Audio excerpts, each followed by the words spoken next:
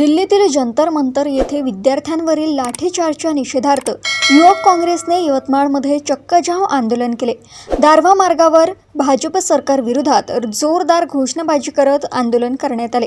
या आंदोलनामुळे सुमारे 1 तास वाहतूक ठप्प झाली।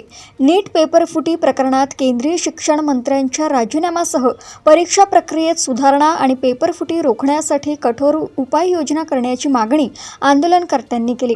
आंदोलनादरम्यान पोलिसांनी युवक काँग्रेसचे पदाधिकारी आणि कार्यकर्त्यांना स्थानबद्ध केले।